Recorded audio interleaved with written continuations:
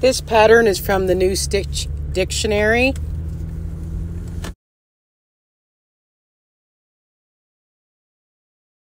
I do 3 rounds of the granny square motif, not 4.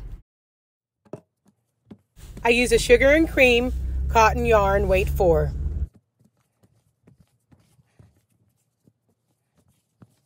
All right, magic loop. I have a size G crochet hook, 4.0 millimeter, 4 millimeter. Okay, there, turn it twice. Fish it up through there, get it on my hook. Okay, you're gonna chain 3, okay? Let me grab onto this tail first, sorry. Chain 3. 1,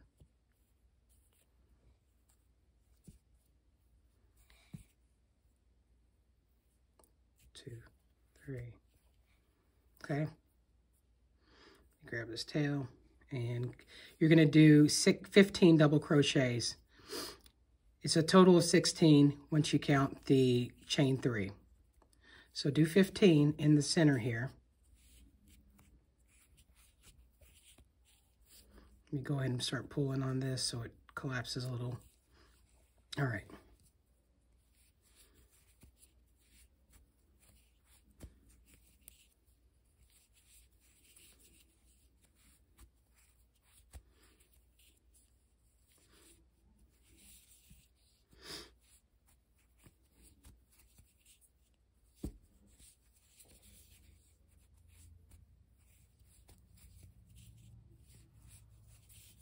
I'm going to cut away till I get to number 15, okay? Okay, so I'm on the last one, last double crochet, before we're going to we're going to join it. Okay, so there we go, last one. Tighten this already a little. I'm going to go into the top of the first chain, chain 3, slip stitch to join, and do another one, another yarn over, pull through, and I'm going to snip. But let me go ahead and close this hole up since we did a magic circle, closing it up.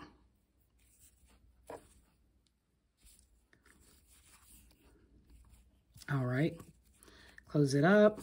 Let me get the scissors. All right, I'm going to go ahead and move this tail back out of the way, okay, because I can catch that up in the next round of the yellow that I'm going to be using to make the granny square.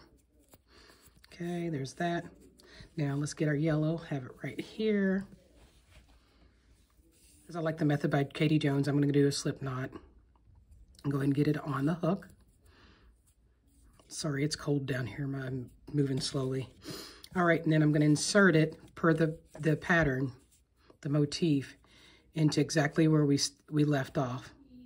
So we do that, and I am going to, all right, the next kind of stitch you're going to do is, after you've done the double crochet in the same stitch from where you chain 3, you're going to go to the next, exactly the next stitch, yarn over, and pull up, pull through 2, yarn over again, insert your needle, pull through 2, pull through 3. Now you got a cluster of 4, so now you need to chain 1. Next up, go into the next stitch, yarn over, pull through 2, yarn over, insert your hook, pull through 2, pull through 3. Okay, you're going to go into the next one, insert your hook, pull through the 2, yarn over, pull through 2, pull through 3. Now you get another cluster of 4. And now you're going to chain 3. 1, 2, 3, because we're going to make the first corner. Okay? Now, yarn over. We're just going to do the same kind of stitch.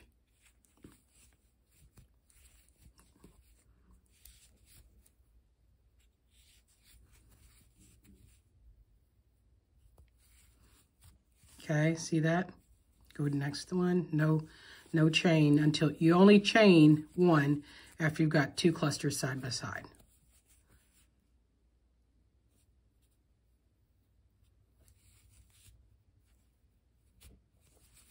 Okay.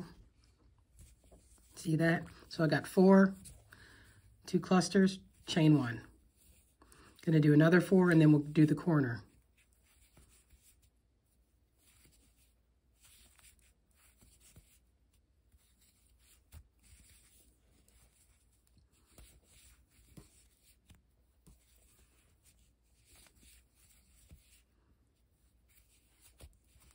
Chain 3. So we're doing our second corner. Go into the next exact stitch.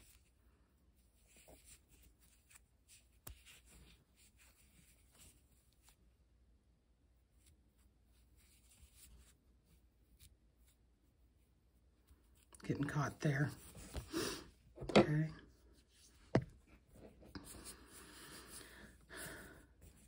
Another cluster.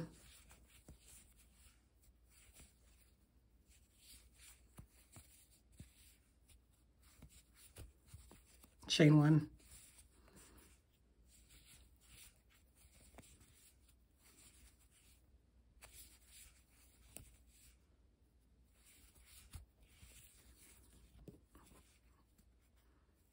Last one before I do another chain 3.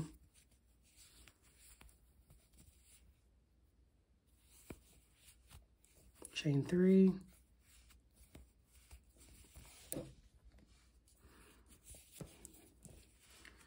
Turn, coming into home stretch.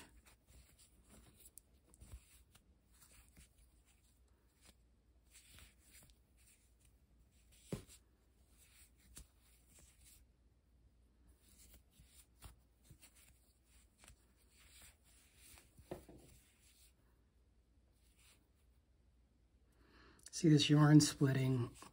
I think next time I make my next batch of granny squares, it's going to be with some really nice premier yarn, because that's very annoying. It really slows down your process. Okay, and the last cluster of 4.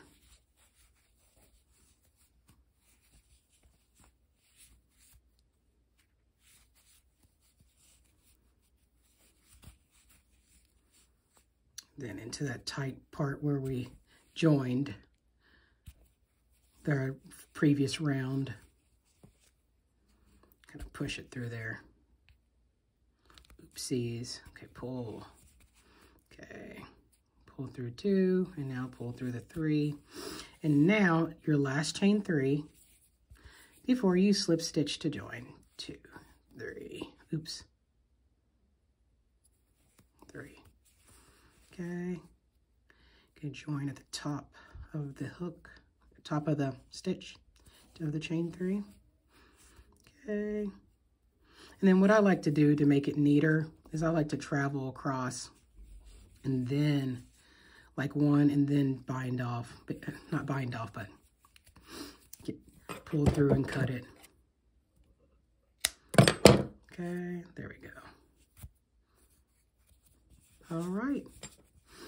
Obviously at the end you're going to tie in all your loose ends. I'm going to go do a slip knot, add it onto my hook, pull down, go to the first chain from the previous row of the 4 cluster, add this on, chain 3, counts as your first double crochet. You're going to be doing things in 4s. So that first one counts as number 1, this is number 2, double crochets. That's US terminology. Chain 1. The Brits call it something else. 1, 2, to this corner. We're in the chain 3 corner. 3, 4. Chain 3. Another cluster of 4 double crochets.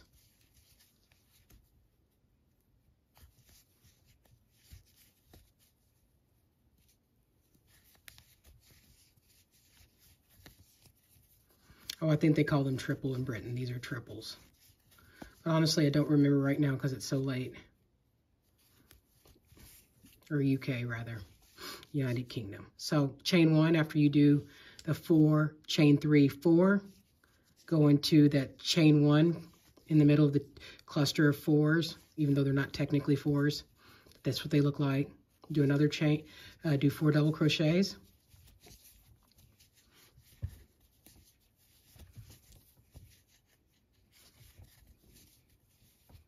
Chain 1, go to the next corner.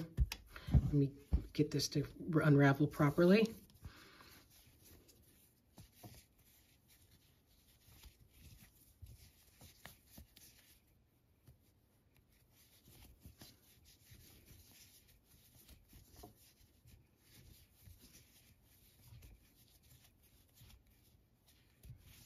I have one of my favorite punk rock songs of all time running through my mind. It's from Summary by the Descendants. It's from the 80s. And I was going to start singing it into the camera, but I'm sure y'all don't want that, even though I can sing. I mean, I'm no Adele, obviously, but I can carry a punk rock tune at least, or alternative. Okay, so I chained 1. After that 4, chain 3, 4. We're making our way around the lovely flower. And I forgot what I was doing because I started talking. Okay, so let me undo that, y'all. Okay.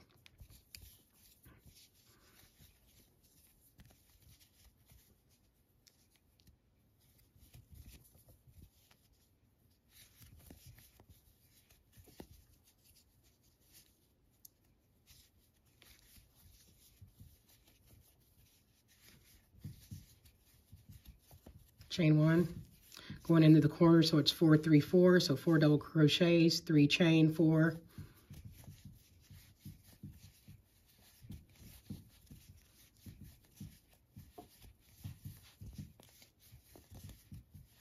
Chain 3.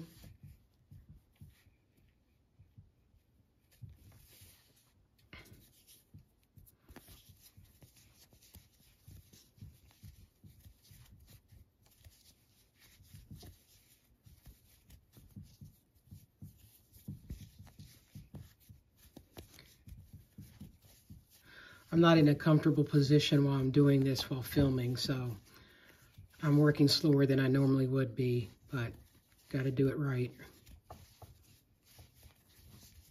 Usually in my big armchair upstairs, just chilling by the fire lately and watching telly or listening to a podcast, which I love.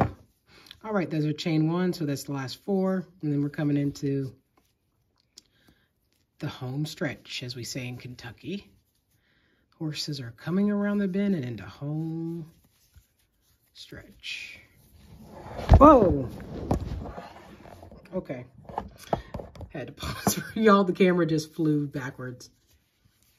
I forgot I'm on like this vintage, maybe even antique at this time. Like an architect type table. I don't know what it's called. That I found by the roadside, and I love it. Like it can rotate and everything, which I'm leaning on it, and it's like, hey, this thing can rotate. Okay, we do the last 4, 3, and then 1 more.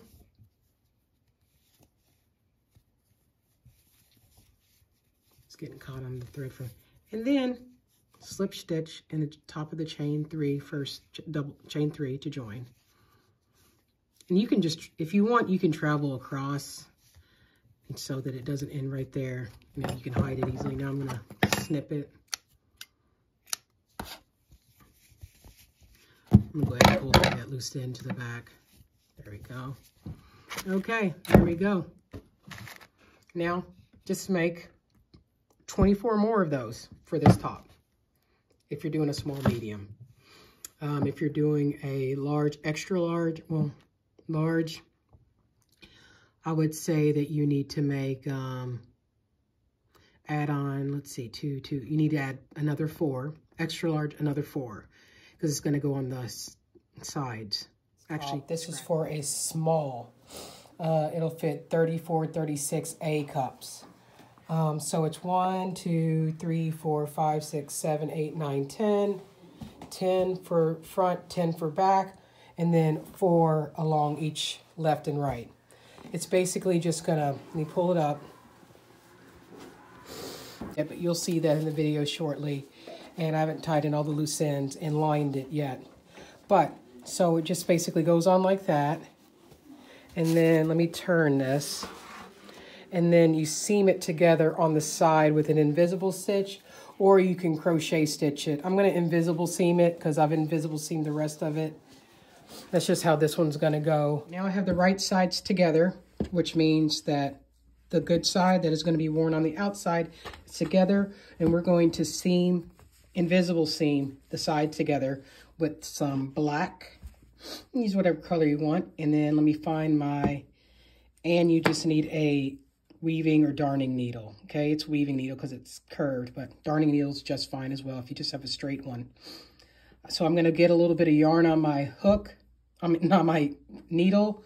I'm going to basically use about 12 inches of it, actually 24 inches, to seam together this side, and then I'll go over to the other side. All right, so I have the right sides together.